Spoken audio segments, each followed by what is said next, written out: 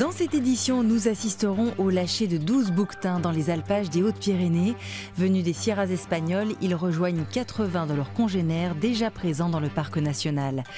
Comment s'habiller lorsqu'on est touché par un handicap? À Fécamp, une association conçoit et fabrique des vêtements à la fois stylés et faciles à utiliser. 2 petits mots en plus sur une pancarte, ça n'a l'air de rien, mais à Herblay, ça fait causer. Les habitants de cette ville du Val d'Oise vont devoir trancher, faut-il ajouter sur Seine au nom de leur commune. Herblay est connu pour sa zone commerciale de la Patte d'Oie. Des centaines d'enseignes ouvertes 7 jours sur 7. Or, la ville, c'est aussi 4 km de berges, un bord de Seine bucolique où il fait bon vivre. Faut-il changer de nom pour le rappeler? Les habitants sont partagés. Oh, moi, Herblay-sur-Seine, c'est pareil. La famille du côté de mon épouse est herblaisienne depuis 1870. C'est Herblay, ça doit rester Herblay. Herblay-sur-Seine, c'est mieux.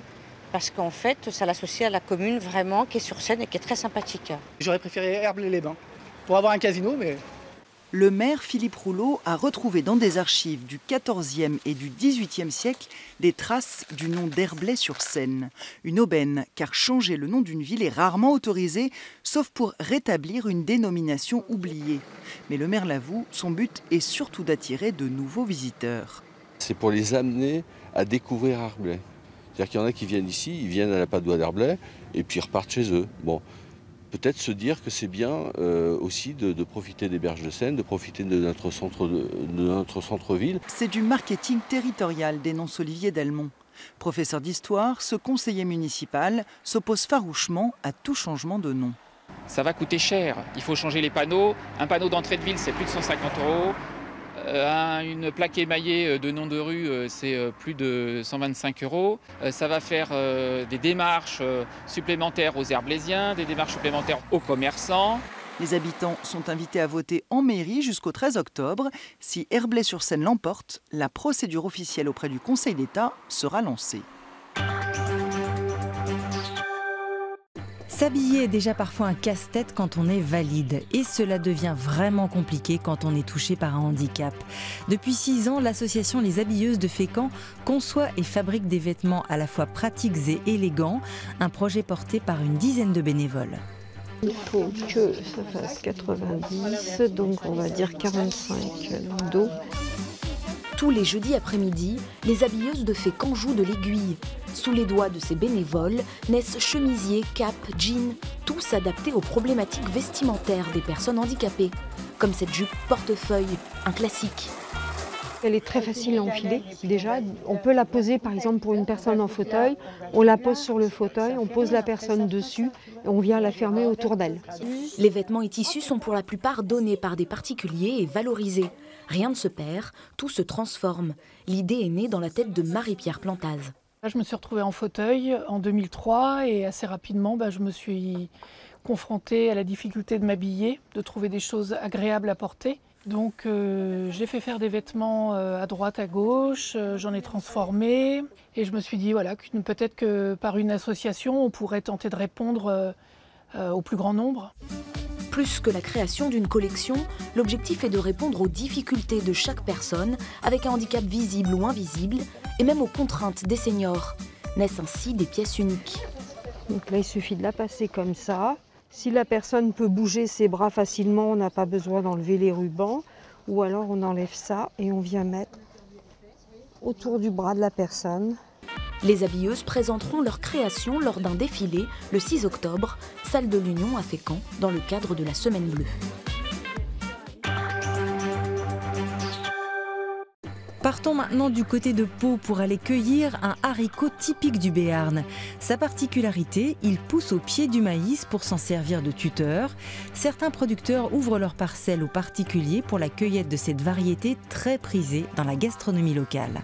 Entre ombre et soleil, le haricot maïs du Béarn est ramassé en ce début septembre. L'association des producteurs ouvrit une parcelle pour la cueillette des particuliers.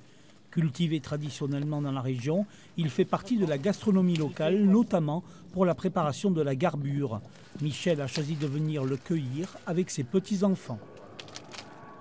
Moi, je fais ça aujourd'hui pour leur transmettre un peu la tradition. Voilà. C'est-à-dire parce qu'eux n'ont aucune idée de la culture du maïs, oui, mais pas du haricot. Et alors, ils m'ont posé plein de questions en arrivant et je leur ai expliqué.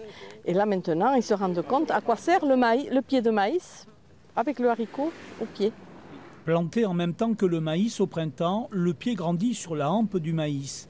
La pousse est lente et surtout le haricot est à l'abri, une garantie pour la qualité du légume. Il est fondant, quand on le fait cuire, c'est du bon haricot, quoi. Ouais. Pour faire la garbure, surtout pour ça, c'est bon. Une quarantaine de producteurs sont réunis en association pour défendre la culture de cette variété d'Amérique du Sud, arrivée en Europe avec Christophe Colomb. Il nous a bien expliqué au départ qu'il fallait planter un grain de maïs avec un grain de haricot. Mais la raison, elle était très simple. Et les Indiens, ils avaient raison. Parce que le fait que le haricot pousse dans le maïs, il arrive à maturité très très doucement. Et c'est un haricot qui est très digeste et qui ne fait pratiquement pas de peau. Et qui est très bon pour la santé. Cultivé en plein champ sans traitement, ce haricot maïs provient d'une semence fermière locale qui se transmet entre producteurs. On reste dans les Pyrénées, mais cette fois direction le parc national, où un nouveau lâcher de bouquetins a eu lieu au-dessus de Luz-Saint-Sauveur. 12 animaux venus des Sierras espagnoles ont rejoint leurs congénères, réintroduits avec succès depuis 2014. Un petit degré au-dessus de zéro, à la pointe du jour, une centaine de personnes ont rejoint le quartier de l'Estibes pour assister à un nouveau lâcher de bouquetins dans le parc national des Pyrénées. Allez, vas-y. Cette fois-ci, il ne s'agit pas d'un lâcher massif, mais un par un, les bouquetins en provenance de la Sierra de Guadarrama, près de Madrid, sortent de leur boîte. C'est une réussite, et puis c'est la première fois qu'on les lâche un par un. Ça a été quelque chose d'assez émotionnel, parce qu'en groupe c'est bien, mais là, un par un, de voir des animaux retrouver la liberté, c'est des animaux sauvages qui ont été capturés, et de retrouver la liberté comme ça, là devant nous, c'est super. Depuis 2014, 63 animaux ont été relâchés. Les derniers décomptes ont recensé 80 individus et 19 naissances. Le but est d'atteindre les 200 bouquetins. Je crois qu'il est prévu de lâcher 20 à 30 bêtes de plus d'ici la fin de l'année. Et ensuite, le programme consiste à passer aux Pyrénées-Atlantiques et au site de la Vallée d'Aspe et de la Vallée d'Ossau. Les 12 nouveaux locataires du pic de Bergonce vont devoir s'acclimater très vite à leur nouveau domaine. Mais pour les aider, ils vont pouvoir compter sur d'anciens congénères présents dans le secteur et issus eux aussi des Sierras espagnoles.